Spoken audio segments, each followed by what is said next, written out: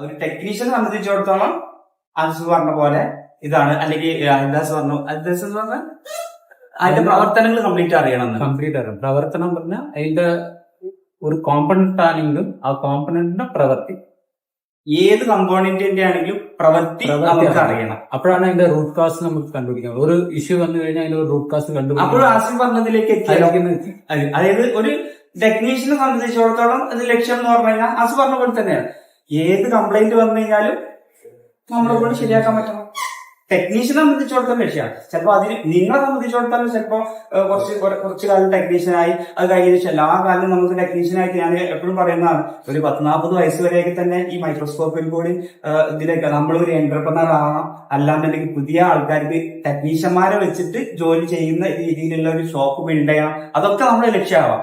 പക്ഷെ ടെക്നീഷ്യനെ സംബന്ധിച്ചിടത്തോളം നമ്മളുടെ ലക്ഷ്യം എന്ന് പറയുന്നത് ഏത് ആസിഫ് പറഞ്ഞ പോലെ തന്നെ ഏത് കംപ്ലൈന്റ് നമ്മുടെ കയ്യിൽ കിട്ടിക്കഴിഞ്ഞാലും ശരിയാക്കാൻ പറ്റണ്ടേ. അല്ലാത്തവരെ എന്താ നമ്മൾ പറയാം, അല്ലാത്തവരെ നമ്മൾ പറയും ചിലക്ക് ഒരു മുറിവൈദ്യന്മാരാണെന്ന് പറയും. ശരി, എന്താ മുറിവൈദ്യന്മാരാണെന്ന് പറഞ്ഞാൽ മുറിവൈദ്യന്മാര് ആളെ കൊല്ലുന്നൊക്കെ പറഞ്ഞേക്കാം. മുറിവൈദ്യന്മാര് ആളെ കൊല്ലുന്ന് പറഞ്ഞാൽ കുറച്ചൊക്കെ അറിയും. ആ ആളെ കൊല്ലുന്ന് പറഞ്ഞാൽ നമ്മൾ ആ ബോഡിനെ തെറ്റാക്കും, പിന്നെ ആർക്കും അത് ശരിയാക്കാൻ പറ്റാത്ത തരത്തിലേക്ക് ആയി മാറും. അപ്പൊ നമുക്ക് ആദ്യം വേണ്ടത് ആ ലക്ഷ്യത്തിലേക്ക് എങ്ങനെ എത്താം. ഏത് ഫോണ്, നമ്മൾ മൊബൈൽ ഫോണിന്റെ വേറൊരു പ്രത്യേകത എന്താന്ന് വെച്ച് കഴിഞ്ഞാല് കുറെ അധികം ബ്രാൻഡുകളുണ്ട്. ഏതൊക്കെ ബ്രാൻഡുകളുണ്ട് ഏതൊക്കെ ബ്രാൻഡുകളുണ്ട്. ഒരു ഏത് കംപ്ലൈന്റ് വന്നു കഴിഞ്ഞാലും ഇപ്പൊ ഒരാൾ പറയണേ ഞാൻ സാംസങ് മാത്രമേ ചെയ്യുള്ളൂ, എന്റെ കയ്യിൽ സാംസങ് ഫോൺ കിട്ടിക്കഴിഞ്ഞാൽ അത് കംപ്ലീറ്റ് ശരിയാകും. അല്ലെങ്കിൽ എന്റെ കയ്യിൽ വിവോ കിട്ടിക്കഴിഞ്ഞാൽ അത് കംപ്ലീറ്റ് ശരിയാകും. എന്റെ കയ്യിൽ ഓപ്പോ കിട്ടിക്കഴിഞ്ഞാൽ അത് മാത്രം ശരിയാക്കും. അത് മതിയാവും. നമുക്ക് അഡ്മിഷൻ ഐഫോൺ കിട്ടിക്കഴിഞ്ഞാൽ അത് മാത്രം ശരിയാകും. അതല്ല, ശരിക്കും ഏത് ബ്രാൻഡ് കിട്ടിക്കഴിഞ്ഞാലും ഏത് കംപ്ലൈന്റ് കിട്ടിക്കഴിഞ്ഞാലും അപ്പൊ ആ എയിമിനെ കുറിച്ചിട്ട് ഒന്നുകൂടി ക്ലാരിറ്റി വരുത്താണ്. ഏത് ബ്രാൻഡ് കിട്ടിക്കഴിഞ്ഞാലും ഏത് കംപ്ലൈന്റ് എത്തിക്കഴിഞ്ഞാലും ശരിയാക്കാൻ പറ്റുന്ന തരത്തില് നമ്മളായി മാറുക എന്നുള്ളതാണ് ഒരു മൊബൈൽ ഫോൺ ടെക്നീഷ്യനെ സംബന്ധിച്ചിടത്തോളം അൾട്ടിമേറ്റ് ചെയ്യുന്നത്. അപ്പൊ പിന്നെ നോക്കി അത് എങ്ങനെ ആവാം. ഇപ്പൊ നിങ്ങൾ ഏതൊക്കെ ആവുന്നുണ്ട്. അപ്പൊ നമ്മൾ ഏത് പൊസിഷനിൽ നിൽക്കുന്നുണ്ട്. ഇനി ഈ ഏത് ഫോൺ കംപ്ലൈന്റ് ശരിയാക്കാൻ പറ്റുന്ന തരത്തിലേക്ക് നമ്മളായി മാറണം. അതിലേക്കുള്ള ഗ്യാപ്പ് എന്താണ്? അപ്പൊ ഓരോരുത്തർക്കും ഓരോ ഗ്യാപ്പുകൾ ഉണ്ടാവും. ഇതിന്റെ ഗ്യാപ്പ് എന്താ?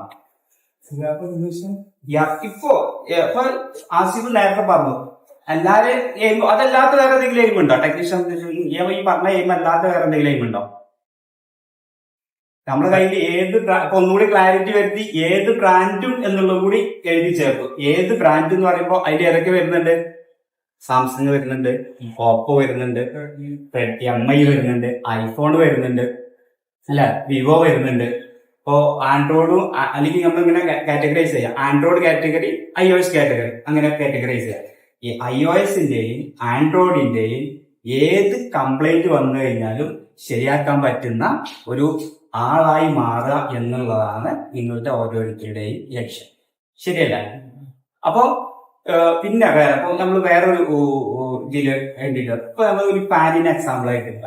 ഫാനിന് വരുന്ന മെയിൻ ആയിട്ടുള്ള ഒരു കംപ്ലൈന്റ് എന്ന് പറഞ്ഞു കഴിഞ്ഞാൽ സ്വിച്ച് ഇട്ടാ കറങ്ങണില്ല എന്നുള്ള ഒരു കംപ്ലൈന്റ് മാത്രമേ ഉള്ളൂ. പക്ഷെ മൊബൈൽ ഫോണിനെ സംബന്ധിച്ചിടത്തോളം ഒരു കംപ്ലൈന്റ് മാത്രമാണോ ഉണ്ടാവുക? കറങ്ങണില്ല എന്നുള്ളതിന് കമ്പയർ ചെയ്തിട്ട് നമ്മൾ ഓൺ ആക്കി കഴിഞ്ഞാൽ ഓൺ ആവുന്നില്ല എന്നുള്ള രീതിയിൽ പെടുത്താം, ഡെഡ് എന്നുള്ള കാര്യം. പക്ഷെ മൊബൈൽ ഫോണിനെ സംബന്ധിച്ചിടത്തോളം ചാർജിങ് വേറൊരു കംപ്ലൈന്റ് ആണ്, പിന്നെ ബ്ലൂടൂത്ത് വൈഫൈ വർക്ക് ചെയ്യുന്ന വേറെ കംപ്ലൈന്റ് ആണ്, ക്യാമറ വർക്ക് ചെയ്യാത്ത വേറൊരു കംപ്ലൈന്റ് ആണ്, പിന്നെ അതല്ലാന്നുണ്ടെങ്കിൽ ടച്ച് വർക്ക് ചെയ്യാത്ത വേറെ കംപ്ലൈന്റ് ആണ്. അപ്പൊ കുറേയധികം കംപ്ലൈന്റുകളും കുറേയധികം ബ്രാൻഡുകളുമുള്ള ഒരു ഫീൽഡിൽ നിന്നിട്ട് നമ്മൾ അത് എന്ത് കംപ്ലൈന്റ് വന്നു കഴിഞ്ഞാലും ഏത് ബ്രാൻഡാണെന്നുണ്ടെങ്കിലും ശരിയാക്കാം എന്നുള്ള ലക്ഷ്യത്തോടെയാണ് നിങ്ങളോട് വന്നിരിക്കുന്നത്, അല്ലെ? അപ്പൊ പിന്നെ ഉള്ളത് എങ്ങനെ, how become a perfect professional technician. Perfect professional technician. ഇതിന്റെ ആൻസർ ആണ് ചോദിച്ചത്. നമുക്ക് ആവണം എന്നുള്ളത് എങ്ങനെ നമുക്ക് ആവാൻ പറ്റും? അവിടെ നിന്നുള്ള നല്ല ലക്ഷ്യമൊക്കെ വെച്ചിട്ടുണ്ട്. എങ്ങനെ എന്നുള്ളത് അപ്പൊ നിങ്ങൾ ഏകദേശം കഴിഞ്ഞ ബാച്ച് ഏകദേശം വൈൻഡപ്പോടത്തിന് ഉള്ള കുട്ടികളാണ് എല്ലാവരും ഇരിക്കുന്നത്. അപ്പൊ ആ ഒരു രീതിയിൽ നിങ്ങളുടെ ഗ്യാപ്പ് എന്ന് പറഞ്ഞാൽ ഞാനത്തെ ഗ്യാപ്പിന്റെ ഉത്തരമാണ് പറയുന്നത്. അപ്പൊ നിങ്ങൾ എവിടെ വരെ എത്തിയിട്ടുണ്ട്, ഇനി എവിടേക്ക് എത്തണം എന്നുള്ളതിനെ കുറിച്ചിട്ടുള്ള ഒരു ഗ്യാപ്പാണ് പറയാൻ പറഞ്ഞത്.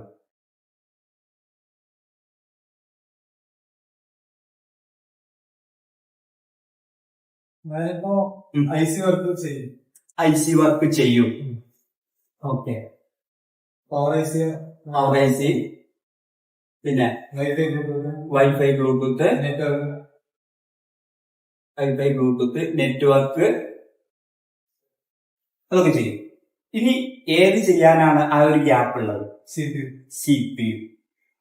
പി യു ചെയ്യാനുള്ള ഗ്യാപ്പ് ഉണ്ട്. ഇപ്പോ ഇത് ചെയ്യാനുള്ള ഗ്യാപ്പ് ഉണ്ട്. അതിനു മുമ്പേ ആ ഒരു ഫോണിനെ സി പി യുവിന്റെ കംപ്ലൈന്റ് ആണോ എന്ന് ഡയഗ്നോസിസ് ചെയ്യാനുള്ള ഗ്യാപ്പ് ഉണ്ടോ? ഇപ്പൊ സി പി യു ചെയ്യാനുള്ള ഗ്യാപ്പ് എന്ന് പറയുന്നത് എന്താണ്? നമ്മളെ ഹാൻഡ് സ്കില്ലാണ്. ചിലപ്പോൾ ഡബിൾ ഡെക്കർ അയച്ചു വരും, അത് ചെയ്യാൻ വേണ്ടിയിട്ട് പ്രാക്ടീസ് ചെയ്യണം, ഇതാണ്. പക്ഷെ അത് ഈ ഒരു കംപ്ലൈന്റ് കിട്ടിക്കഴിഞ്ഞാൽ അത് സി പി യുവിന്റെ തന്നെ കംപ്ലൈന്റ് ആണ് എന്നുള്ളത് തിങ്ക് ചെയ്യാനുള്ള ഗ്യാപ്പ് ഉണ്ടോ? ഇല്ല. എന്തായാലും ഐഡന്റിഫൈ ചെയ്യാൻ പറ്റും. ചോദ്യം മനസ്സിലായോ? ഐഡന്റിഫൈ ചെയ്യാൻ പറ്റുമോ? പറ്റൂലേ? ഇല്ല, പറ്റില്ല. അപ്പൊ നമ്മൾ ആ ഗ്യാപ്പാണ് നമുക്ക് ഫില്ല് ചെയ്യുന്നത്. അതായത് എന്താണ്, ഒരു കംപ്ലൈന്റ് നമ്മുടെ കയ്യിൽ കിട്ടിക്കഴിഞ്ഞാൽ ആ കംപ്ലൈന്റ് എന്താണെന്നുള്ളത് റെക്കഗ്നൈസ് ചെയ്യുക എന്നുള്ളതാണ് ടെക്നീഷ്യന്റെ ഫസ്റ്റത്തെ പ്രയോറിറ്റി. എന്നാലല്ലേ നിങ്ങൾക്ക് ഏത് ഫോണും കംപ്ലൈന്റ് കിട്ടിക്കഴിഞ്ഞാൽ ശരിയാക്കാൻ പറ്റുമെന്നുള്ളത്. ഇതിപ്പോ പേര് ആഷിർ പറഞ്ഞു സി പി യു, ബാക്കിയുള്ളതെല്ലാം ഓക്കെയാണ്, സി പി യു മാത്രമാണ് എനിക്കുള്ളൊരു ഗ്യാപ്പ് എന്ന് പറഞ്ഞു. പക്ഷെ അത് സി പി യുവിന്റെ കംപ്ലൈന്റ് ആണോ, സി പി യുവിന്റെ അല്ലേ, വേറെ എന്തെങ്കിലും ആണോ? നമുക്ക് may be C P U. അപ്പൊ അല്ല എന്നുണ്ടെങ്കിൽ എന്താ പ്രശ്നം എന്ന് വെച്ച് കഴിഞ്ഞാല്, ഇപ്പോ സി പി യു റീബോൾ ചെയ്തിട്ടു, സി പി യു ഒക്കെ നമ്മൾ റീബോൾ ചെയ്തിട്ട് സി പി യു റീബോൾ ചെയ്തത് ശരിയാകാത്തത് കൊണ്ടാണോ ഈ പ്രോബ്ലം വീണ്ടും ശരിയാകാതെ തന്നെ ആയത്? നമ്മൾ ഇങ്ങനെ ചിന്തിച്ചു, വീണ്ടും അയക്കും, വീണ്ടും റീബോൾ ചെയ്യും, രണ്ടാമത്തെ മൂന്നാമതും അയക്കും, മൂന്നാമതും റീബോൾ ചെയ്യും, മേ ബി എന്നുള്ള രീതിയിൽ ഇങ്ങനെ നമ്മൾ ഇങ്ങനെ തിങ്ക് ചെയ്തോണ്ടിരിക്കും. ശരിക്കും ആക്ച്വലി പ്രോബ്ലം എന്തായിരിക്കും? ചിലപ്പോ സി പി യുവിന്റെ പ്രശ്നമാവും. എന്താണ്? സി പി യുവിന്റെ കണക്ഷൻസ് ആവാം, അല്ലെങ്കിൽ ബക്ക് വോൾട്ടേജ് ആവാം, വോൾട്ടേജ് ലൈനിൽ എന്തെങ്കിലും ഷോർട്ടേജ് ആവാം, സി പി യുന്ന് വരുന്ന സിഗ്നൽ ഷോർട്ട് ആവാം, കപ്പാസിറ്റർ ഏതെങ്കിലും ഷോർട്ട് ആവാം. അത് കണ്ടുപിടിക്കുക, ആ ഒരു ഗ്യാപ്പും കൂടിയാണ് നിങ്ങൾ ശരിക്കും ചെയ്യുന്നത്. പറഞ്ഞു മനസ്സിലായോ? അപ്പൊ അത് എങ്ങനെയാണ് ആ ഗ്യാപ്പ് ഫില്ല് ചെയ്യുക? അതിന് വേണ്ടിയിട്ടാണ് നമ്മുടെ സിലബസിൽ നിങ്ങൾ ആദ്യം തന്നെ പഠിച്ച ഇലക്ട്രോണിക്സ് എന്നത്. എന്താണുള്ളത്? അത് ഗ്യാപ്പ് ഫില്ല് ചെയ്യാൻ വേണ്ടിയിട്ടാണ്. അത് വെറുതെ ഇലക്ട്രോണിക്സ് അതിന്റെ കൂടെ ഉൾപ്പെടുത്തിയതല്ല. അപ്പൊ എന്തുകൊണ്ടാണ് ഇലക്ട്രോണിക്സ് ഉൾപ്പെടുത്തിയത്? ഇതൊക്കെ നമ്മുടെ മൊബൈൽ ഫോണിന്റെ ബോർഡൊക്കെ ഉണ്ടാക്കിയിട്ടുള്ളത് എന്തുകൊണ്ടാ? ഏതൊക്കെയാണ് കമ്പോണൻസ് ഉള്ളത്? റെസിസ്റ്റർ, കപ്പാസിറ്റർ, കോയില്, ഐസികള്, ഡയോഡ്, ട്രാൻസിസ്റ്റർ. ഈ 5-6 സാധനം വെച്ചിട്ട് ഉണ്ടാക്കിയ ഒരു ഇൻസ്ട്രുമെന്റ് ആണ് എന്ത് ശരിക്കും പറഞ്ഞു കഴിഞ്ഞാൽ ഈ മൊബൈൽ ഫോൺ എന്ന് പറയുന്നത്. അപ്പൊ ഇതിനെ കുറിച്ചിട്ട് ഡീപ്പ് നോളേജ് ഉള്ള ഒരാളെ സംബന്ധിച്ചിടത്തോളം ഈ ഡയഗ്നോസിസ് മെത്തേഡ് എന്ന് പറയുന്നത് വളരെ ഈസിയാണ്. അപ്പൊ പിന്നെ ഉള്ളത് എന്താ? പിന്നെ എങ്ങനെയാ നമുക്ക് അതിലേക്ക് എത്താൻ പറ്റുക? അപ്പോ നമുക്ക് അതിനെ കുറിച്ചിട്ടുള്ള ഒരു ധാരണ വേണം. ഈ ഇലക്ട്രോണിക്സ് ഉപയോഗിച്ചിട്ടുള്ള കമ്പോണൻസ് ഉപയോഗിച്ചിട്ടുള്ള ഇൻസ്ട്രുമെന്റ് ആണ് മൊബൈൽ ഫോൺ എന്ന് പറഞ്ഞു. അപ്പൊ അതിനെ കുറിച്ചിട്ടുള്ള ഡയഗ്നോസിസ് എങ്ങനെ ചെയ്യാം? നമ്മൾ മെയിൻ ആയിട്ട് ഉപയോഗിക്കുന്ന രണ്ട് ടൂളുകളാണ്. ഒന്ന് ഈ കാണുന്ന പവർ സപ്ലൈയും, ഒന്ന് നിങ്ങൾ കാണുന്ന മൾട്ടിമീറ്റർ. ഇത് രണ്ടും ഉണ്ട് എന്നുണ്ടെങ്കിൽ പിന്നെ ഇപ്പൊ ഈ ഓസിലോസ്കോപ്പ് ഒക്കെ പറഞ്ഞു. ഓസിലോസ്കോപ്പ് ഒക്കെ അതിന്റെ ഡീപ്പ് ലെവല് 5G ഫോണുകളൊക്കെ അതിന്റെ സിഗ്നലൊക്കെ കറക്റ്റ്. ഇത് രണ്ടിനെ കുറിച്ചിട്ട് ഡീപ്പ് നോളേജ് ഉണ്ട് എന്നുണ്ടെങ്കിൽ ഓസിലോസ്കോപ്പ് ഒക്കെ വെച്ച് ഇതിനേക്കാളും കൂടുതൽ ഓസിലോസ്കോപ്പ് ഉപയോഗിക്കാൻ കുറച്ചുകൂടി സമയം കാര്യങ്ങളൊക്കെ ഉണ്ടാവും. അപ്പൊ ആ ഒരു രീതിയിൽ. പക്ഷെ പവർ സപ്ലൈയും മൾട്ടിമീറ്ററും ഉപയോഗിച്ചിട്ടുള്ള പ്രവർത്തനം കറക്റ്റായിട്ട് ഏത് ഉറക്കത്തെന്ന് ചോദിച്ചു കഴിഞ്ഞാൽ എണീറ്റ് ചോദിച്ചു കഴിഞ്ഞാലും നിങ്ങൾക്ക് പറയാൻ പറ്റും അതിന്റെ പ്രവർത്തനം. അപ്പൊ അതിലെന്ത് വരും? അതിന്റെ ബൂട്ട് സീക്വൻസ്. ഇപ്പൊ ഒരു എക്സാമ്പിൾ ആയിട്ട് ഒരു ഇത് എടുക്കുകയാണ്, ഒരു ഡെഡ് ഫോൺ എടുക്കുകയാണ്. ഒരു ഡെഡ് ആയിട്ടുള്ള നിങ്ങളിലേക്ക് ഒരു നേരത്തെ ആശ്ര പറഞ്ഞ പോലെ സി പി യുവിന്റെ ആണോ അല്ലേ എന്നുള്ളത് നമുക്ക് അറിയുന്നില്ല. ആ ഒരു ഗ്യാപ്പും കൂടി അറിയണം എന്ന് പറഞ്ഞു. അപ്പൊ നിങ്ങളുടെ അടുത്തേക്ക് ഒരു ഡെഡ് ഫോൺ വരിക, ഈ CPU ആവാം. അപ്പൊ CPU ആണോ അല്ലേ എന്നുള്ളത് നമുക്ക് ആദ്യം റെക്കഗ്നൈസ് ചെയ്യണം. എങ്ങനെയാണ് നിങ്ങൾ ഐഡന്റിഫൈ ചെയ്യുക? നിങ്ങളൊരു ഇതുവരെ പഠിച്ചൊരു എക്സ്പീരിയൻസ് വെച്ചിട്ട് ഒന്ന് പറഞ്ഞാൽ അവിടെ ലാസ്റ്റ് എങ്ങനെയാ ഒരു ഡെഡ് ഫോൺ വന്നു കഴിഞ്ഞാൽ അതിന്റെ അത് നമുക്ക് ശരിയാ. നിങ്ങൾ നേരത്തെ പറഞ്ഞ എയിം എന്താണ്? എയിം നമ്മൾ പറഞ്ഞത് ഇവിടെ എയിം പോയോ? എയിം പറഞ്ഞത് എന്താ? ഏത് ഫോൺ വന്നു കഴിഞ്ഞാലും നമ്മളെ കൊണ്ട് ശരിയാക്കാൻ പറ്റണം. ഈ അന്റെ അടുത്തേക്ക് ഒരു കസ്റ്റമർ കൊണ്ടുവന്നു ഒരു സാംസങ് A52 ഏതെങ്കിലും ഫോൺ, ഓപ്പോ, വിവോ ഏതെങ്കിലും ആയിക്കോട്ടെ, ആ ഒരു ഫോണ് ഓണാകാതെ കൊണ്ടുവന്നു. നീ ആദ്യം ചെയ്യാനുള്ള മെത്തേഡ് എന്താണ്? ഈ എന്താണ് ആദ്യം ചെയ്യുന്നത്? പേര് പറഞ്ഞത് അൽത്താഫ് ചെയ്യും. ഫസ്റ്റ് ചെയ്യണം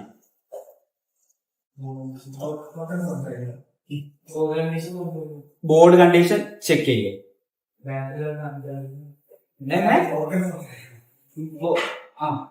ബോർഡ് കണ്ടീഷൻ ചെക്ക് ചെയ്യുന്നത് അപ്പുറത്ത്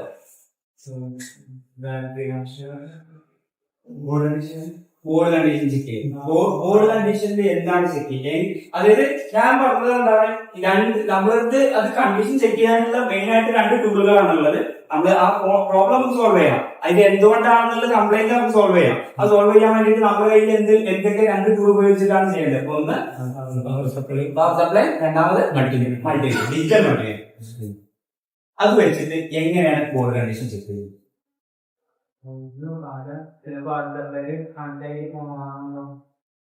പവർ സപ്ലൈന് കണക്ട് ചെയ്തിട്ട് സെറ്റ് ഓൺ ആകുന്നുണ്ടോ എന്ന് നോക്കൂ എന്നല്ല. വേറെ അപ്പൊ അതിനെ കണക്ട് ചെയ്താണ്ട് വേറെ ക്വസ്റ്റ്യൻസ് വരുന്നുണ്ട്. പിന്നെ എല്ലാരും ഒന്ന് പറയട്ടെ, റൗണ്ട് ചെയ്യാം. ഈ എന്ത് ചെയ്യും?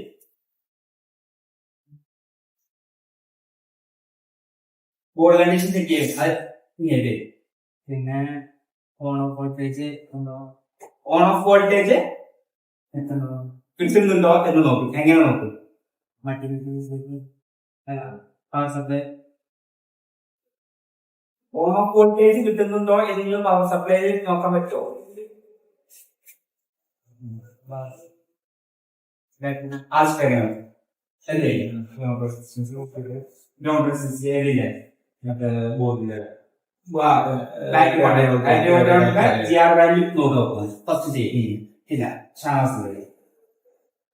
പറഞ്ഞോടത്തൊക്കെ ഇതുണ്ട്, കുറെ പോയിന്റ് ഉണ്ട്. നമുക്ക് എന്ത് കിട്ടണം? അതിന് ക്ലാരിറ്റി വരുത്തണം. എന്താണ് ഫസ്റ്റ് ചെയ്യേണ്ടത് എന്നുള്ളതിനെ കുറിച്ചിട്ടുള്ള ഒരു ധാരണ കിട്ടണം. പിന്നെ ഷാസിന്റെ ഓണാവുന്നുണ്ടോ എന്ന് നോക്കും. ഓണ വോൾട്ടേജ് വരുന്നുണ്ടോ എങ്ങനെ നോക്കും?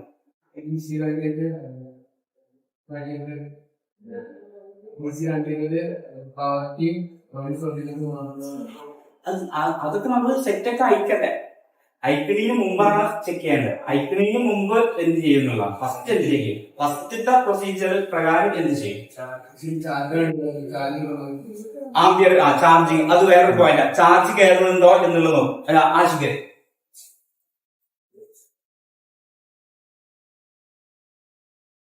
ഡെഡ് ആയിട്ടുള്ള ഒരു ഫോൺ കയ്യിൽ കിട്ടിക്കഴിഞ്ഞാൽ ഫസ്റ്റ് അത് എവിടുന്ന് എന്ത് ചെയ്യണമെന്നറിയോ? സ്റ്റാർട്ട് ചെയ്ത് ഒരു സൈക്കിൾ കംപ്ലീറ്റ് ആക്കണം. ഫസ്റ്റ് എന്ത് ചെയ്യും? സെക്കൻഡ് എന്ത് ചെയ്യും? തേർഡ് എന്ത് ചെയ്യും? ഫോർത്ത് എന്ത് ചെയ്യും? ഫിഫ്ത്ത് എന്ത് ചെയ്യും? സിക്സ്ത് എന്ത് ചെയ്യും? സെവൻത്ത് എന്ത് ചെയ്യും? എയ്ത്ത് എന്ത്? Solve, recognise, complaint. ഇതിലേക്ക് എത്തണം. Recognise that complaint. ഫസ്റ്റ് എന്ത് ചെയ്യും? അതായത് ഫസ്റ്റ് 7 ചെയ്യുന്നത് ഒന്നാമത്തെ ചെയ്യാൻ പാടില്ല. ആദ്യം ചെയ്യുന്നത് ആദ്യം തന്നെ ചെയ്യണം. രണ്ടാമത് ചെയ്യുന്നത് രണ്ടാമത് ചെയ്യണം. ആ ഒരു പ്രൊസീജിയർ പ്രകാരം പോകണം. അപ്പൊ അതിൽ ആദ്യം എന്ത് ചെയ്യും എന്നുള്ളതാണ് ആശിക്ക് പറയും. ചാർജ് കയറുന്നുണ്ടോ എന്ന് നോക്കും. ചാർജ് കുത്തി നോക്കുക. അത് എങ്ങനെ? സാധാ ചാർജറിലാണോ നമ്മൾ പവർ സപ്ലൈയിലെ ചാർജറിലാണോ? നമ്മളിത് ടൂള് കണ്ടു 6 വോൾട്ട് 6 വോൾട്ടില് ചെക്ക് ചെയ്ത് നോക്കും. അപ്പോഴുള്ള ആംപിയർ റീഡിങ് നോക്കും. ചാർജ് കയറുന്നുണ്ടോ ഇല്ലേ എന്ന് നോക്കും. ഓക്കെ,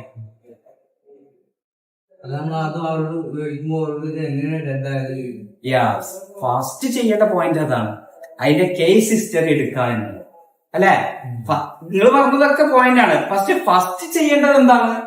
ആ കസ്റ്റമർ അടുത്തുനിന്ന് എങ്ങനെ ഡെഡായി, എന്നുള്ള കേസ് ഹിസ്റ്ററി എടുക്കുക എന്നുള്ളതാണ് ഫസ്റ്റ് പോയിന്റ്. അത് കഴിഞ്ഞതിന് ശേഷം ഇത് പറഞ്ഞ പോലെ ചാർജിങ് നോക്കാം, പവറിന്റെ ആംബിയർ റീഡിങ് നോക്കാം. എന്നിട്ട് നോക്കിയിട്ട് എത്രയാണ് ആംബിയർ എടുക്കുന്നില്ല, ചാർജ് കയറാത്ത ഒരു ഫോണാണ് എന്നുണ്ടെങ്കിൽ എന്തായിരിക്കും അപ്പോ?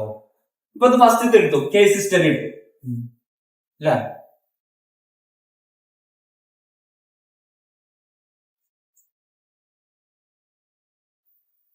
ആ കേസ് ഹിസ്റ്ററിയിൽ നമുക്ക് എന്തൊക്കെയാ ചോദിക്കാൻ പറ്റും?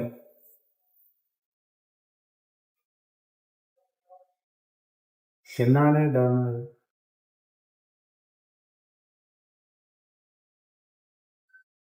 കേസ് ഹിസ്റ്ററിയിൽ എന്തൊക്കെയാ നമുക്ക് ചോദിക്കാൻ പറ്റും?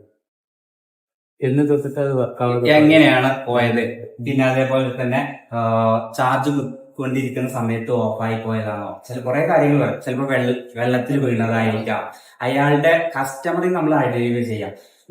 എക്സാമ്പിൾ ആയിട്ട് അയാൾ ഒരു മീ മാർക്കറ്റിലേക്ക് വർക്ക് ചെയ്യുന്ന ഒരാളാണ്, കസ്റ്റമർ ആയിട്ടാണ് വന്നതെന്നുണ്ടെങ്കിൽ ചിലപ്പോൾ മേ ബി ഉപ്പുവെള്ളത്തിൽ അതിന്റെ ഉള്ളിലേക്ക് പോയിട്ടുണ്ടാവാം. നമ്മള് സെൽഫ് ആയിട്ട് അതിനെ അനലൈസ് ചെയ്യണം. ചിലപ്പോൾ നമ്മളെ അടുത്തേക്ക് വരുന്ന കസ്റ്റമേഴ്സ് വെറൈറ്റി കസ്റ്റമേഴ്സ് ആയിരിക്കും. ചിലപ്പോൾ ഡോക്ടറൊക്കെ ആണെന്നുണ്ടെങ്കിൽ അയാള് കുറച്ച് അത്രയും കെയർ ആയിട്ടായിരിക്കും ചിലപ്പോൾ ഈ ഫോണ് ഉപയോഗിക്കുക. അപ്പൊ അതൊന്നും അതിനുള്ള സാധ്യത ഉണ്ടാവില്ല. അപ്പൊ എന്നിട്ട് ചിലപ്പോൾ ഡെഡ് ആയിട്ടുണ്ടാവും. അപ്പൊ മേ ബി അയാൾ രാത്രി ഇട്ടിട്ട് രാവിലെ വരെ ചാർജിൽ കിട്ടി വെക്കുന്ന ഒരാളായിരിക്കാം.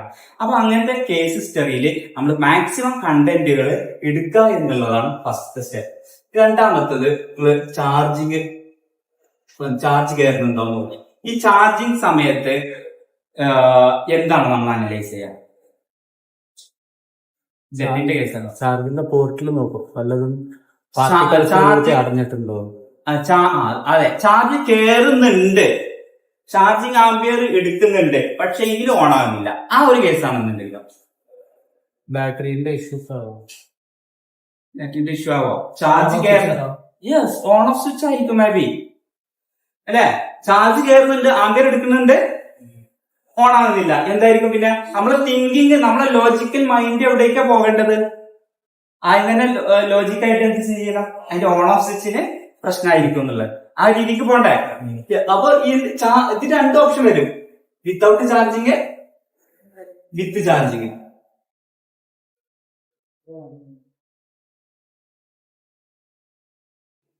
വിത്തൗട്ടും വരും, വിത്തൗട്ടും വരും, വിത്ത് ചാർജിങ്.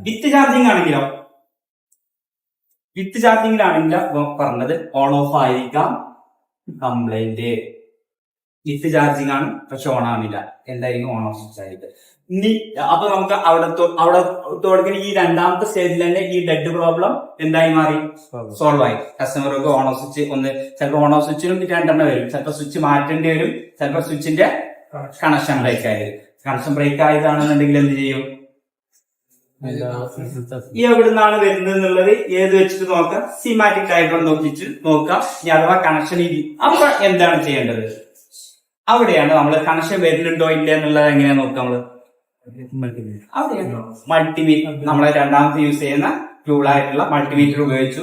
അവിടെ തന്നെ GR വാല്യൂ, ഗ്രൗണ്ട് ആയിട്ടുള്ള GR വാല്യൂ ഇല്ല എന്നുള്ളത് മനസ്സിലാക്കുകയാണെന്നുണ്ടെങ്കിൽ ചിലപ്പോൾ എന്തെങ്കിലും പിന്നെ പോകുന്ന പോയിന്റ് എവിടേക്കാണോ അവിടുന്ന് നമ്മൾ എന്ത് ചെയ്യേണ്ടി വരും?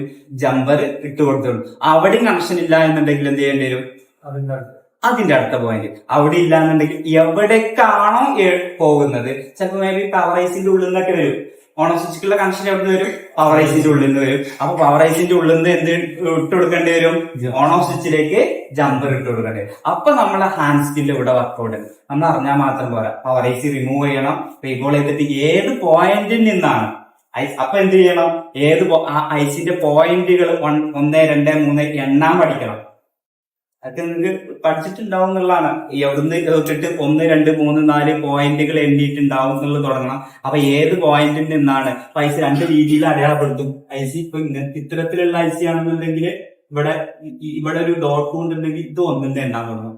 ചിലപ്പോ വലിയ ബോളുകളുടെ ടൈപ്പ് ആണെന്നുണ്ടെങ്കിൽ 2 ടൈപ്പ് വരും, A1, A2, A3, ഇവിടെ 2, 3 എന്നുള്ളൊരു A1, A2, A3 അത് സിമാറ്റിക് ഡയഗ്രാംസിൽ നോക്കുന്നുണ്ട്. ഇപ്പൊ നമ്മള് ഇതിലേക്ക് കടക്കല്ല, പക്ഷെ ഡെഡ് പോകണമെന്നുള്ള രീതിയിൽ. ഇനിയിപ്പോ ഈ പോയിന്റിൽ നിന്ന് ഇവിടെ A3 എന്നുള്ള പോയിന്റിൽ നിന്നാണ് പവർ ഐസിക്ക് കണക്ഷൻ മിസ്സായത് എന്നുണ്ടെങ്കിൽ എന്ത് ചെയ്യേണ്ടി വരും? നമ്മള് ഇവിടെ കണക്ഷൻ ഉണ്ടോ എന്നുള്ളത് നോക്കണം.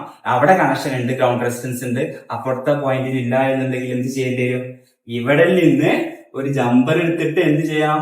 ആ ഓൺ ഓഫ് സ്വിച്ചിലേക്ക് കണക്ഷൻ ഇട്ട് കൊടുത്തു കഴിഞ്ഞാലാണ് നമ്മളെ വർക്ക് അവിടെ ഫിനിഷ് ആവുന്നത്. അത് ചെയ്യാൻ വേണ്ടിയിട്ടാണ് ഐസി ഊരണം നിങ്ങൾ ഹാൻഡ് സ്കില്ലിൽ ഡെവലപ്പ് ചെയ്യേണ്ടത്. ഐസി ഊരിയിട്ട് അവിടെ ജമ്പറും കൂടി എടുക്കുമ്പോൾ ആ ഒരു ഇതോട് കൂടിയിട്ട് ഈ രണ്ടാമത്തെ സ്റ്റേജിനോട് കൂടിയിട്ട് ഇപ്പൊ പറഞ്ഞ പ്രോബ്ലം സോൾവ് ആയി. ഏത് ഓൺ ഓഫിന്റെ ആണെന്ന്. അപ്പൊ ഓൺ ഓഫ് സെക്ഷൻ എന്ന് പറഞ്ഞുകൊണ്ട് അവിടെ സ്റ്റോപ്പ് ചെയ്യാൻ പറ്റില്ല. ഓൺ ഓഫ് മാറ്റിയിട്ട് വെറുതെ ഓൺ ഓഫ് മാറ്റിയാണോ ചെയ്യാം? ഓൺ ഓഫിന്റെ ആവശ്യമില്ലാതെ ഓൺ ഓഫ് മാറ്റി കഴിഞ്ഞാൽ എന്താണ്? ഓൺ ഓഫ് ചിലപ്പോൾ വർക്ക് ചെയ്യുന്നുണ്ടാവും, പക്ഷെ ഓൺ ഓഫിലേക്കുള്ള കണക്ഷൻ മിസ്സാകുന്നത് കൊണ്ടായിരിക്കാം എന്തുണ്ടായിരിക്കുന്നത്, ആ ഫോണ് ഓൺ ആകാത്തത്. അപ്പൊ അത് എങ്ങനെ നോക്കണം എന്നുള്ളതും നമുക്കറിയാം. അതെങ്ങനെ നോക്കണം എന്നുള്ളത് അറിയണ്ടേ?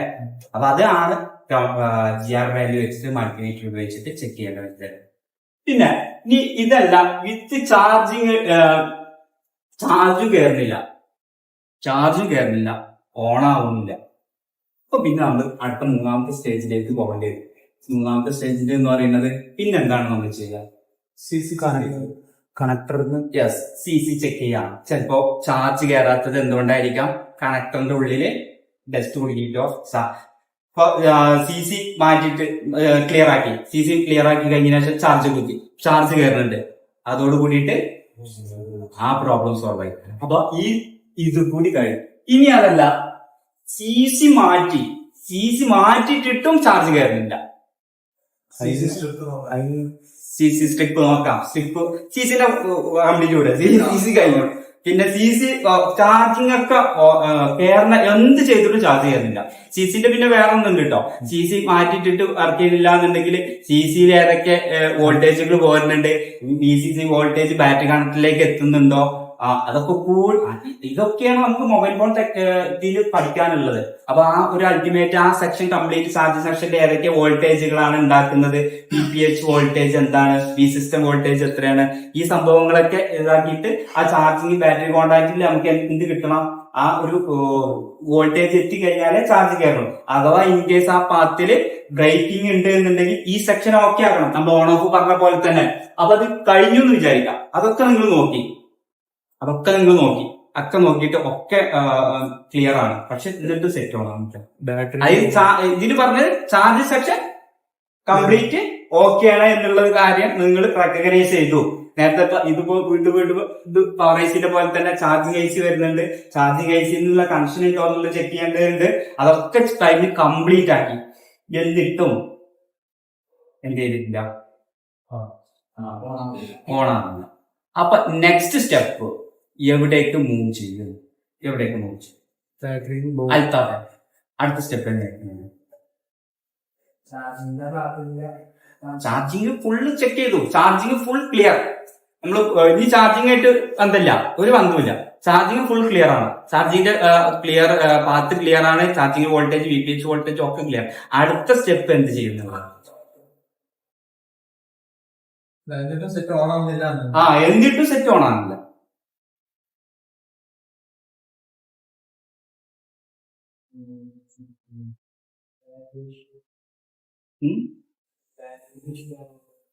ബാറ്ററിന്റെ ഇഷ്യൂ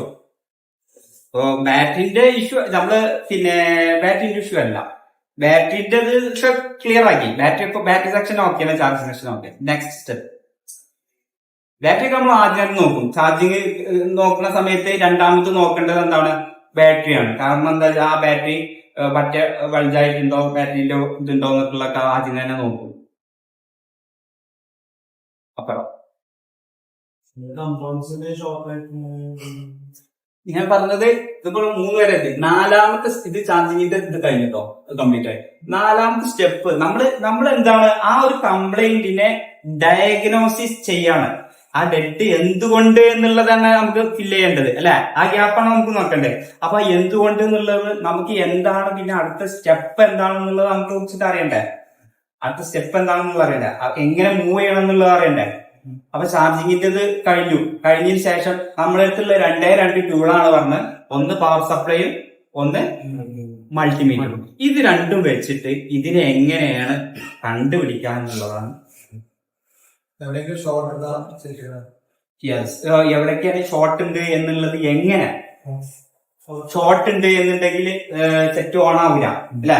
അപ്പൊ charging section charging full okay എന്ന് പറഞ്ഞു, എന്നിട്ടും സെറ്റ് ഓൺ ആവില്ല എന്നുണ്ടെങ്കിൽ പിന്നെ എന്തുകൊണ്ട് എന്നുള്ളതിനെ കുറിച്ചിട്ട് നമ്മൾ എങ്ങനെ എവിടേക്കാണ് ആ ഇത് എത്തുന്നത്, നമ്മൾ തിങ്കിങ് പാറ്റേൺ നമ്മൾ ചിന്തയാണ് ആദ്യം മാറേണ്ടത്. ആ ചിന്ത കിട്ടിക്കഴിഞ്ഞാലാണ് എന്തുള്ളൂ കംപ്ലൈന്റിന്റെ സൊല്യൂഷനിലേക്ക് നമുക്ക് എത്താൻ പറ്റുള്ളൂ.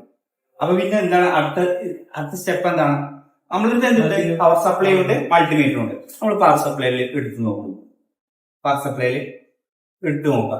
അപ്പൊ ശരിക്ക് ഒരു ഓൺ സെറ്റ് എടുക്കുന്ന പവർ സപ്ലൈയിൽ എടുക്കുന്ന ആംബിയർ റേഞ്ചിനെ കുറിച്ചിട്ട് നമുക്ക് ധാരണ. ഒരു സെറ്റ് ഓൺ ആകാൻ എടുക്കുന്ന ആംബിയർ റേറ്റ് എത്രയാണ് ഇപ്പൊ നമ്മളെടുത്ത് ചെക്ക് സർവീസ് സെന്ററിൽ നിങ്ങൾ ചെയ്യേണ്ടതാണ്. എല്ലാ ഫോണിന്റെയും ആംബിയർ മീറ്റിംഗിന്റെ റീഡിങ് എഴുതിയെടുക്കുക എന്നുള്ളത് നല്ലൊരു ഹാബിറ്റാണ്. എന്താ കാരണം വെച്ചാൽ അതിലെന്തെങ്കിലും മാറ്റങ്ങൾ ഉണ്ട് എന്നുണ്ടെങ്കിൽ ഇപ്പൊ നിങ്ങൾക്ക് ടെക്നീഷ്യന്മാരെ സംബന്ധിച്ചിടത്തോളം ഒരു ഷോപ്പിൽ വർക്ക് ചെയ്യുന്ന സമയത്ത് ഒരു കുറെ ഫോണുകൾ വരും. ആ ഫോണിന്റെ ആംബിയർ റീഡിങ് അതായത് സ്റ്റാർട്ട് ചെയ്ത് ആ എൻഡ് ചെയ്യുന്ന രീതിയിലുള്ള ബൂട്ട് സീക്വൻസ് നോട്ട് ചെയ്ത് വെക്കുന്നത് ഏറ്റവും നല്ലതാണ്. കാരണം അതിലെന്തെങ്കിലും വേരിയേഷൻ വരികയാണെന്നുണ്ടെങ്കിൽ പിന്നെ ഇത് എന്തുകൊണ്ട് എന്നുള്ള രീതിയിൽ നമുക്ക് ചോദ്യങ്ങൾ ചോദിച്ചിട്ട് ആൻസർ കണ്ടെത്താൻ ശ്രമിക്കാറുണ്ട്. അപ്പൊ എത്രയാണ് ശരിക്കും ആംബിയർ വർക്കിംഗ് ഫോൺ ആംബിയർ എടുക്കുന്നതിനെ കുറിച്ചിട്ടുള്ള ഒരു ധാരണ നമുക്ക് ഉണ്ടാവണം. അപ്പൊ എത്രയാണ് ആ ധാരണ അറിയോ?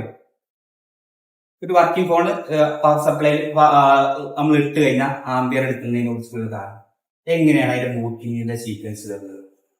0 സ്റ്റാർട്ട് ചെയ്ത് എങ്ങനെയായിരിക്കും പവർ സപ്ലൈയിൽ ഉണ്ടാവുക? എങ്ങനെയായിരിക്കും പവർ സപ്ലൈയിൽ നമ്മൾ ഓൺ ആക്കുന്ന സമയത്ത് എങ്ങനെയായിരിക്കും അതിന്റെ സീക്വൻസ് വരിക? ശരിക്കും വർക്കിംഗ് ഫോൺ ആണ്, ഇത് ഡെഡ് അല്ല കേട്ടോ. വർക്കിംഗ് ഫോൺ ആണെങ്കിൽ എങ്ങനെയായിരിക്കും വരിക?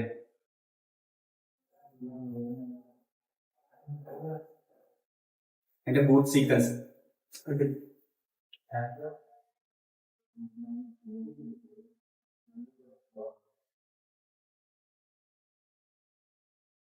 അതായത് അതിന്റെ ബൂട്ട് സീക്വൻസ് 20, 30, 40, 60, 90, 100, പിന്നെ അതേപോലെ തന്നെ 150, 200, 250, 300, 400 അത് ഇങ്ങനെ വന്ന് പിന്നെ വീണ്ടും കുറഞ്ഞ് 40, 30. ഇതാണ് ശരിക്കും ആ ഒരു ഫോണിന്റെ ഒരു വർക്കിംഗ് ഫോണിന്റെ ബൂട്ട് സീക്വൻസ്. അതായത് നമ്മൾ ഇങ്ങനെ ഓൺ ആകുന്ന സമയത്ത് കേട്ടോ, ഓൺ ആകാത്ത സമയത്ത് എന്തായിരിക്കും കാണിക്കാം? 0 തന്നെ. നമ്മള് പവർ ബട്ടൺ ഒരു പവർ സപ്ലൈയിൽ ഇതാക്കിയിട്ട് നമ്മൾ നോക്കുകയാണെന്നുണ്ടെങ്കിൽ അതിന്റെ ബൂട്ട് സീക്വൻസ് പറഞ്ഞു കഴിഞ്ഞാൽ ഇങ്ങനെ വന്ന് ഇതിലേക്ക് ഇങ്ങനെ വരും ഇല്ല. അതായത് മാക്സിമം എടുക്കുന്ന കറന്റ് എടുക്കുന്നത് എത്രയാണ്? മാക്സിമം ഇവിടെ എത്ര കറന്റ് എടുത്തത്? ആ കറന്റ് എടുക്കുന്ന റീഡിംഗ് ആണ് ഇതിൽ കാണിക്കുന്നത്. മാക്സിമം എത്ര കറന്റ് എടുക്കണം? 400 വരെ എടുക്കും അല്ലെ. കറന്റ് എടുക്കുക എന്ന് പറഞ്ഞാൽ അപ്പോഴാണ് നമ്മൾ ഇലക്ട്രോണിക്സോട് അപ്ലൈ ചെയ്യുന്നത്. കറന്റ് എടുക്കുക എന്ന് പറഞ്ഞു കഴിഞ്ഞാൽ എന്താ? ഒരു കറന്റിനെ സ്മൂത്ത് ആയിട്ട് ഫ്ലോ ചെയ്യണം എന്നുണ്ടെങ്കിൽ, ഇത് വർക്കിംഗ് ഫോൺ ആണ്, കറന്റ് കറക്റ്റ് ആയിട്ട് സ്മൂത്ത് ആയിട്ട് ഫ്ലോ ചെയ്യണം എന്നുണ്ടെങ്കിൽ അവിടെ എന്തുണ്ടായിരിക്കണം? എന്താണ് ഓംസ്? നിങ്ങൾ ഫസ്റ്റ് പഠിച്ചിട്ടുണ്ടാവും ഓംസ് ലോ. എന്താണ് ഓംസ് ലോ? എന്താ സാർ ഓംസ് ലോ? എന്താണ്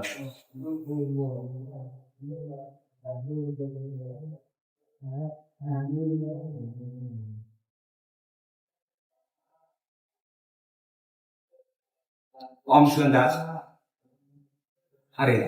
ഷാനവാസ്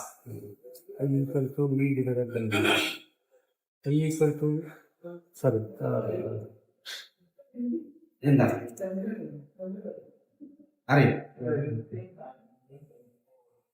അറിയില്ല? ആരെങ്കിലും ഉണ്ടോ? റുബൈബ് സാർ ഓംസ് ലോ ചോദിച്ചിട്ട് ഒറ്റ ഒന്നും ആൻസർ പറഞ്ഞായിരുന്നു. അവർക്ക് അറിയാമോ?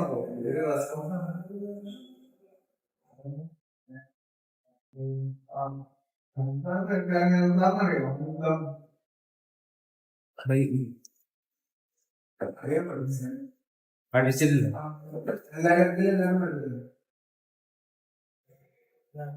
ഇത് എവിടെയാണ് അത് അപ്ലൈ ചെയ്യേണ്ടത്? ഞാൻ പറഞ്ഞത് ഇതിന്റെ ബൂട്ട് സീക്വൻസ് ആണെന്ന് പറഞ്ഞു.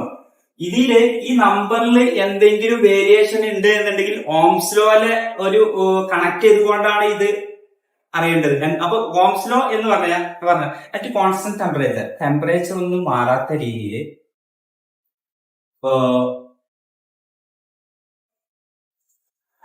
പഠിച്ചിട്ടില്ലേ? ഇതെന്താണ് I = V/R എന്ന് പറഞ്ഞു കഴിഞ്ഞാൽ എന്താ? അതിലെടുക്കുന്ന നമ്മളിവിടെ റീഡ് ചെയ്യുന്ന റീഡിങ് എന്താണ്? നമുക്ക് കിട്ടുന്ന റീഡിങ് എന്താ? നമുക്കിവിടെ ഈ ആംബിയർ മീറ്ററിൽ ഞാൻ ആദ്യം പറഞ്ഞു 2 ടൂളുകൾ ഉപയോഗിച്ചിട്ട്, ഏതാ? പവർ സപ്ലൈയും മൾട്ടിമീറ്ററും. പവർ സപ്ലൈയിൽ കിട്ടുന്ന റീഡിങ് എന്താണ്? പവർ സപ്ലൈയിൽ ഔട്ടിൽ കിട്ടുന്ന റീഡിങ് എന്താണ്? കറന്റ്. അതായത് ഈ I, ഇതിന്റെ റീഡിംഗ് ആണ് നമുക്ക് കിട്ടുന്നത്. പവർ സപ്ലൈന്റെ ഔട്ടിൽ എന്താ കിട്ടുന്നത്? ഇതിന്റെ റീഡിംഗ് ആണ് നമുക്ക് കിട്ടുന്നത്. ആ റീഡിംഗ് ഏതിന് അനുപാതത്തിലായിരിക്കും? വോൾട്ടേജിന് നേർ അനുപാതത്തിലും റെസിസ്റ്റൻസിന് വിപരീത അനുപാതത്തിലായിരിക്കും. വോൾട്ടേജ് നമ്മളൊന്നും വേരി ചെയ്യുന്നില്ല. വോൾട്ടേജ് എത്ര? ഡീബാറ്റ് വോൾട്ടേജ് കോൺസ്റ്റന്റ് ആയിട്ടാണ് വോൾട്ടേജ് ഇവിടെ സെറ്റ് ചെയ്തിട്ടുള്ളത്, അല്ലെ? ഡെഡ് ഫോണിനാണെന്നുണ്ടെങ്കിലും വർക്കിംഗ് ഫോണിനാണെന്നുണ്ടെങ്കിലും നമ്മൾ അവിടെ വോൾട്ടേജ് എത്ര സെറ്റ് ചെയ്യാൻ പറയല്? 3.5 to 4 വോൾട്ട് എന്താണല്ലേ? അപ്പൊ വോൾട്ടേജിൽ ഒരു വേരിയേഷനും വരുന്നില്ല. വോൾട്ടേജിൽ ഒന്നും വേരിയേഷനും വരുന്നില്ല. പിന്നെ എവിടെയാണ് വേരിയേഷൻ വരിക? റെസിസ്റ്റൻസ് എന്ന് പറഞ്ഞാൽ എന്താ? ഓം അല്ലെങ്കിൽ ഇമ്പിഡൻസ്. നമ്മൾ ഇതിലെടുക്കുന്നത് ഇമ്പിഡൻസ് ആയിട്ടാണ് നിൽക്കുക. അപ്പൊ ഈ റെസിസ്റ്റൻസ് കുറയുമ്പോ കറന്റ് എന്തായി മാറും? റെസിസ്റ്റൻസ് കുറയുമ്പോ കറന്റ് കൂടും. കറന്റ് ഫ്ലോ കൂടും, അല്ലെ? അപ്പൊ ഇവിടെ റെസിസ്റ്റൻസ് കുറയുന്ന സമയത്താണ് ഇവിടെ ഏറ്റവും കൂടുതൽ കറന്റ് ഫ്ലോ വരുന്നത്. അപ്പൊ എന്തുകൊണ്ടാണ് അങ്ങനെ സംഭവിക്കുന്നത്? റെസിസ്റ്റൻസ് കുറയുമ്പോൾ കറന്റ് ഫ്ലോ കൂടാൻ ഇവിടെ ഏറ്റവും കൂടുതൽ കറന്റ് ഫ്ലോ കൂടുന്നത് 400 ആംപിയർ ആണ്, അല്ലെ? ആ 400 ആംപിയറിൽ വെക്കുന്ന സമയത്താണ് റെസിസ്റ്റൻസ് ഏറ്റവും കുറഞ്ഞ് എല്ലാ സെക്ഷനും വർക്കിംഗ് ആകുകയാണെന്നുണ്ടെങ്കിൽ ഈ 400 ആംപിയർ വരെ വന്ന് പിന്നെ ഇങ്ങനെ ബൂട്ട് സീക്വൻസ് കുറഞ്ഞ് 20 വരെ വരും. ആ സ്ലീപ്പ് മോഡിലേക്ക് വരുന്ന സമയത്ത് ഇതാണ് ആക്ച്വൽ ആയിട്ടുള്ള ഒരു ഇത്. ആംബിയർ മീറ്ററുകളിൽ നമ്മൾ റീഡ് ചെയ്യുന്ന സമയത്ത് 0 ഇങ്ങനെ സ്റ്റാർട്ട് ചെയ്ത് പോകുന്ന 400 പീക്കിലെത്തിയിട്ട് പിന്നെ കുറയൂ എന്ന് പറഞ്ഞു കഴിഞ്ഞാൽ ഇവിടെ നിന്ന് ഇപ്പൊ ഇൻ കേസ് ഷോർട്ട് ആയി എന്ന് പറഞ്ഞു, നിങ്ങൾ നേരത്തെ പറഞ്ഞു ഏതെങ്കിലും സെക്ഷൻ ഷോർട്ട് ഉണ്ടാവും. ഷോർട്ട് എന്ന് പറഞ്ഞു കഴിഞ്ഞാൽ എന്താണ് അർത്ഥം? എന്താണ് ഷോർട്ട്? ഷോർട്ട് എന്നുള്ള വാക്കിന് അർത്ഥം 2 കണക്ഷൻ തമ്മിൽ കൂട്ടിമുട്ടി വരുന്ന ഷോർട്ട്. അവിടെ റെസിസ്റ്റൻസ് എത്രയായിരിക്കും? 0, അല്ലെ? ഷോർട്ട് എന്ന് പറഞ്ഞാൽ എന്താണ്? റെസിസ്റ്റൻസ് 0 ഓമിലേക്ക് വരുന്നതിനാണ് ഷോർട്ട് എന്ന് പറയുന്നത്. ഷോർട്ട് വരുമ്പോ കറന്റ് എത്ര എടുക്കും? ഓവറായിട്ട് കറന്റ് എടുക്കും, അല്ലെ? ഓവറായിട്ട്. ഇപ്പൊ ഇൻ കേസ് നമ്മള് പവർ സപ്ലൈയിൽ കണക്ട് ചെയ്യണം, പവർ സപ്ലൈയിൽ ഇത് കണക്ട് ചെയ്ത് നമ്മൾ പവർ ഓൺ ചെയ്യാതെ തന്നെ അവിടെ ഒരു കറന്റ് വാല്യൂ റീഡ് ചെയ്യുന്നുണ്ട് എന്നുണ്ടെങ്കിൽ നമ്മൾ എന്ത് മനസ്സിലാക്കണം? അവിടെ ഷോർട്ട് ഉണ്ട്, ഏതോ സെക്ഷൻ ഷോർട്ട്. പിന്നെ നമ്മളുടെ എയിം എന്ന് പറയുന്നത് ആ ഷോർട്ട് ഉള്ളത് കണ്ടുപിടിക്കാന്നുള്ളതാണ്. ആ ഷോർട്ട് ഉള്ളത് കണ്ടുപിടിച്ചു കഴിഞ്ഞാൽ തന്നെ ആ പ്രോബ്ലം സോൾവ് ചെയ്യും. ആ പ്രോബ്ലം സോൾവ് ചെയ്യുന്നതോട് കൂടിയിട്ട് ആ ഫോണ് ഓക്കെ ആയി മാറും. മനസ്സിലായോ? അത് ആ ഷോർട്ട് ഉള്ളത് ഓട്ടോമാറ്റിക് ആയിട്ട് നമുക്ക് കണക്ട് ചെയ്യുന്ന സമയത്ത് തന്നെ ഷോർട്ട് ഉണ്ട്. ആ ഷോർട്ട് ചെയ്ത് കണ്ടുപിടിക്കാൻ 2-3 മാർഗങ്ങളുണ്ട്. ഒന്നാമത്തെ മാർഗങ്ങൾ എന്ന് പറഞ്ഞാൽ അപ്പൊ എന്ത് ചെയ്യണം എന്ന് വെച്ച് കഴിഞ്ഞാല് ഷോർട്ട് ഉള്ളത് കണ്ടുപിടിക്കുക എന്ന് പറഞ്ഞു കഴിഞ്ഞാൽ ഒന്നുകിൽ തെർമൽ ക്യാമറ വെച്ചിട്ട് നമുക്ക് എന്ത് ചെയ്യാം? ഇതാക്കാം. എവിടെയാണ് വോൾട്ടേജ് തെർമൽ ക്യാമറ വെച്ചിട്ട് കണ്ടുപിടിക്കാൻ പറ്റും. അതല്ല എന്നുണ്ടെങ്കിൽ നിങ്ങൾ ചെയ്യേണ്ട ഒരു മെത്തേഡ് എന്ന് പറഞ്ഞു കഴിഞ്ഞാൽ എല്ലാ സെക്ഷനിലും ഇപ്പൊ ഒരു ഫോൺ ഓൺ ആകണം എന്നുണ്ടെങ്കിൽ നമ്മളൊരു ഫോൺ ബാറ്ററി ഇട്ട് ഓൺ ആകണമെന്നുണ്ടെങ്കിൽ ഫസ്റ്റ് വർക്ക് ചെയ്യേണ്ടത് എന്താ? പവർ ഐ സിമൊക്കെ എത്തി പവർ ഐ സിക്ക് ഡിഫറെന്റ് സെക്ഷനിലേക്ക് വോൾട്ടേജുകൾ പോകും. ഇപ്പൊ ഉദാഹരണത്തിന് ഇതൊരു പവർ ഐ സി ആണെന്ന് വിചാരിക്കാം. ഇതൊരു പവർ ഐ സി.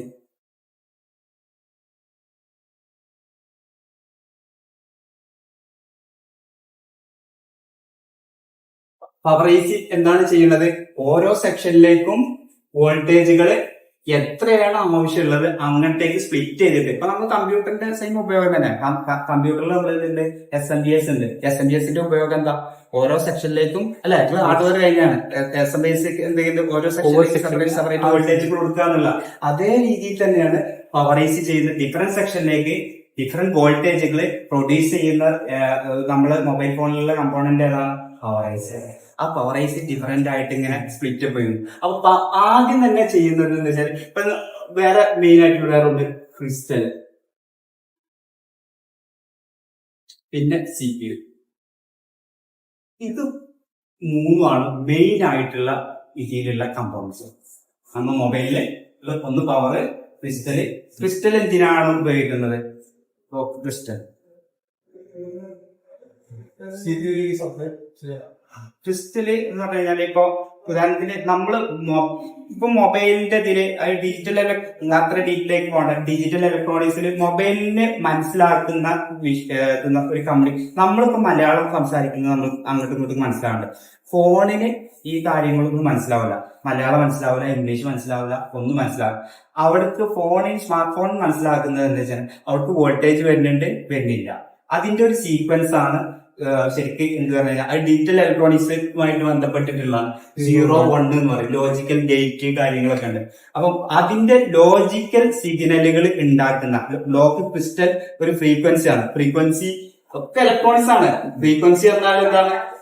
ഒരു സെക്കൻഡിൽ ഉണ്ടാകുന്ന സൈക്കിളിന്റെ എണ്ണത്തെ. ഇതൊക്കെ എന്തിനാണ് അറിയണമെന്നുള്ളത് ഈ ക്ലോക്ക് ക്രിസ്റ്റൽ 26 മെഗാഹെർട്സിലുള്ള ക്രിസ്റ്റൽ ഉപയോഗിച്ചിട്ട് ഇത് ഉണ്ടാക്കി കഴിഞ്ഞു കഴിഞ്ഞാലാണ് അങ്ങനത്തെ സിഗ്നൽ ഫോണിന് മനസ്സിലാകുന്ന ഭാഷയിൽ നമ്മളിലുള്ള കമ്മ്യൂണിക്കേഷൻസ് മാറ്റുന്നത് സംഭവമാണ് ശരിക്കും ക്രിസ്റ്റൽ എന്ന് പറയുന്നത്.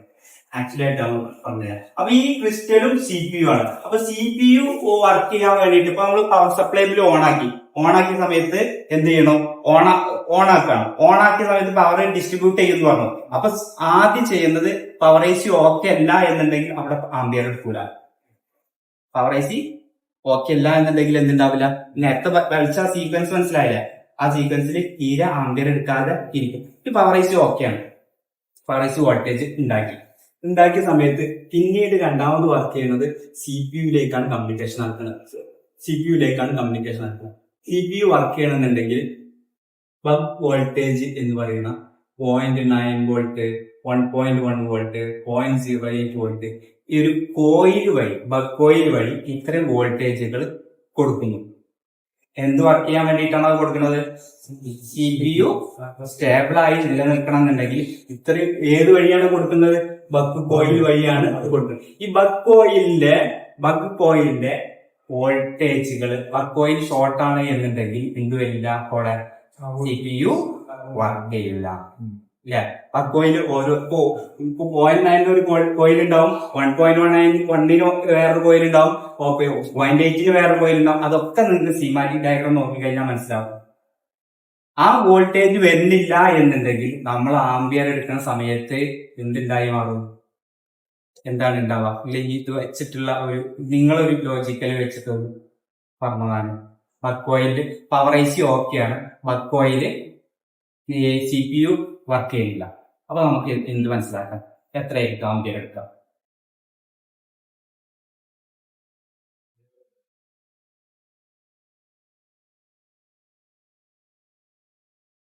ആദ്യം പവർ AC ഓക്കെ ആണെന്നുണ്ടെങ്കിൽ ഗുഡ് സീക്വൻസ് എങ്ങനെയാണ്? 20, 40, 30 അല്ലേ?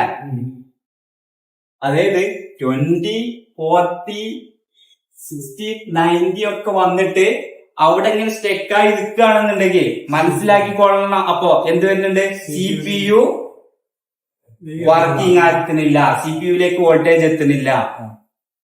മനസ്സിലായോ? അപ്പൊ CPU ഇതിലിങ്ങനെ ആംബിയർ സീക്വൻസ്. പിന്നെ അപ്പൊ നമ്മൾ റെക്കഗ്നൈസ് ചെയ്യേണ്ടത് അത് മനസ്സിലാകുകയുള്ളൂ. CPU-യിലേക്ക് വോൾട്ടേജ് എത്തുന്നില്ല. പിന്നെ നമ്മൾ മനസ്സിലാക്കേണ്ടത് എന്താ? അപ്പൊ CPU-യിലേക്ക് വോൾട്ടേജ് എത്താതിരിക്കാൻ കാരണം എന്താണ്? ഞാൻ നേരത്തെ പറഞ്ഞു, കോയിൽ വഴിയാണ്, ബക്ക് കോയിൽ വഴിയാണ് CPU-യിലേക്ക് വോൾട്ടേജ് പോകുന്നത്. അപ്പൊ ഈ ബക്ക് കോയില് CPU-യിലേക്ക് കൊടുക്കുന്ന ബക്ക് കോയിലിനെ ട്രേസ് ചെയ്യുക എന്നുള്ളതാണ് ഡയഗ്നോസിസ് ചെയ്യാനുള്ള നെക്സ്റ്റ് മെത്തേഡ്. അപ്പൊ ഇൻ കേസ് അപ്പൊ എന്ത് ചെയ്യണം? നമ്മള് ബക്ക് കോയിലിന്റെ ഇംപിഡൻസ് എത്രയാണെന്നുള്ളത് നമ്മളെ കുറിച്ചിട്ട് ധാരണ ഉണ്ടാവണം. ബക്ക് കോയിലിന്റെ ഇംപിഡൻസ് എത്രയാണ്? ബക്ക് കോയിലിന്റെ അപ്പൊ വർക്കിംഗ് ഫോണിൽ ബക്ക് കോയിലിന്റെ ഇംപിഡൻസ് എത്രയാണ് കാണിക്കുക? വർക്കിംഗ് ഫോണിന്റെ ബക്ക് കോയിലിന്റെ ഇംപിഡൻസ് അല്ലെങ്കിൽ GR വാല്യൂ എന്ന് പറയുന്നത് 10, 20, 30. അവിടെ നമ്മൾ 0 കാണിക്കുകയാണെന്നുണ്ടെങ്കിൽ ശരിക്കും വരുന്ന എത്രയാണ്? ബക്ക് കോയിലിന്റെ ഇംപിഡൻസ് എത്രയാണ്? അത് നിങ്ങൾ കണ്ടുപിടിക്കേണ്ടതാണ്. ഒരു വർക്കിംഗ് ഫോൺ എടുത്തിട്ട് എത്രയാണ് ബക്ക് കോയിലിന്റെ ഇംപിഡൻസ് എത്രയാണെന്ന് ട്രേസ് ചെയ്യണം. ട്രേസ് ചെയ്തിട്ട് മൾട്ടിമീറ്റർ ഉപയോഗിച്ചിട്ട് ബക്ക് കോയിലിന്റെ ഇംപിഡൻസ് എത്രയാണ് എന്നുള്ളത് നോക്കി കഴിഞ്ഞാൽ നമുക്ക് കിട്ടുന്ന വാല്യൂ എത്രയാണ്? ശരിക്കും വർക്കിംഗ് ഫോണില് 20, 10, 20, 30 ഒക്കെ വരിക. അത് അവിടെ ആ 0 കാണിക്കുകയാണെന്നുണ്ടെങ്കിൽ എന്താ ചെയ്യേണ്ടത്? ആ കോയില് ഷോർട്ട് ആണ് എന്നുള്ളത് നമ്മൾ എന്ത് ചെയ്യണം? നമ്മളെ ലോജിക്കൽ മൈൻഡ് ഉപയോഗിച്ചിട്ട് നമ്മൾ മനസ്സിലാക്കണം. അപ്പൊ എന്നിട്ട് ആ ചിലപ്പോ കോയില് ഷോർട്ട് എങ്ങനെയാ നോക്കാം? കോയില് ഷോർട്ട് എങ്ങനെയാ നോക്കാം? കോയിലിന്റെ ആക്ച്വലി ഷോർട്ട് തന്നെ ആയിരിക്കും. 2 പോയിന്റുകളും ഊരിയിട്ട് ആ കോയിൽ ഊരിയിട്ട് ആ 2 പോയിന്റ് ഷോർട്ട് ഉണ്ടോ നോക്കാം. എന്നിട്ട് ആ 2 പോയിന്റ് 2 പോയിന്റ് ഉണ്ടാവില്ലേ? ഈ പോയിന്റ് എവിടേക്കാണ് പോയിന്റ്? ആ പോയിന്റ് ഇവിടെ ഒരു പോയിന്റ്, ഈ പോയിന്റാണ്. ഈ പോയിന്റ് എവിടേക്കാണ് പോകുന്നത് നോക്കി കഴിഞ്ഞു കഴിഞ്ഞാൽ ഇതില് ആ പാർട്ടിൽ ഏതെങ്കിലും കമ്പോണൻസ് ഷോർട്ട് ഉണ്ട് എന്നുണ്ടെങ്കിലും എന്തുണ്ടാവും? CPU-ലേക്ക്. അപ്പൊ നേരത്തെ പറഞ്ഞ ആശിർ പറഞ്ഞ ഉത്തരം കിട്ടി. എപ്പോഴാണ് നമ്മൾ CPU മാറ്റേണ്ടത്, എപ്പോഴാണ് മാറ്റേണ്ടാത്തത്? ഇതിന് വേണ്ടിയിട്ട് നമ്മൾ CPU മാറ്റി കഴിഞ്ഞാൽ സെറ്റ് ശരിയാവോ? മേ ബി പറഞ്ഞിട്ട് വീണ്ടും നമ്മൾ എന്ത് ചെയ്യും? റീബോൾ ചെയ്യും. അപ്പൊ എന്താ ചെയ്യേണ്ടത്? ഈ പാത്തിൽ ഏതെങ്കിലും കമ്പോണൻസ് ഈ ഷോർട്ട് ഉണ്ടോ എന്നുള്ളതാണ് നോക്കേണ്ടത്. അപ്പൊ എന്ത് ചെയ്യണം? ആ ബക്ക് കോയിലിന്റെ ഇംപിഡൻസ് നമുക്ക് ആദ്യം റീഡ് ചെയ്യാൻ പറ്റണം. അത് എത്രയാണെന്നുള്ളതിനെ കുറിച്ചിട്ടുള്ള ധാരണ നമുക്ക് ഉണ്ടാവണം. എന്നിട്ട് ഇത് ട്രേസ് ചെയ്ത് കഴിഞ്ഞാൽ, ഈ സംഭവം സോൾവ് ചെയ്ത് കഴിഞ്ഞാൽ നമ്മൾ CPU ചെക്ക് ചെയ്യേണ്ടി തന്നെ വരില്ല. ഈ കുറച്ചുകൂടി പറയേണ്ട ആൾക്കാർ. ഓക്കെ, ഇതാണ് നമ്മൾ ഡയഗ്നോസിങ് മെത്തേഡ് എന്ന് പറഞ്ഞാൽ. ആ ഡയഗ്നോസിങ് ചെയ്തിട്ടാണ് നമ്മൾ എന്ത് ചെയ്യേണ്ടത്? കംപ്ലൈന്റ് കണ്ടുപിടിക്കേണ്ടത്. കംപ്ലൈന്റ് കണ്ടുപിടിച്ചാലല്ലേ നമ്മൾ ശരിയാക്കാനുള്ള അവസരമുള്ളൂ. ആദ്യം ചെയ്യേണ്ടത് എന്താണ്? കണ്ടുപിടിക്കാന്നുള്ളത്. ഓക്കെ, അത് ചെറിയൊരു ബ്രീഫായിട്ടുള്ള ഒരു ഐഡിയ, നിങ്ങളെ ലോജിക്കലായിട്ട് നിങ്ങളെ തിങ്കിങ് പാറ്റേൺ കൊണ്ടുവരാൻ വേണ്ടിയിട്ടാണ് ഞാൻ ശ്രമിച്ചത്. മനസ്സിലായി എന്ന് വിചാരിക്കാം. മനസ്സിലായിട്ടില്ലേ?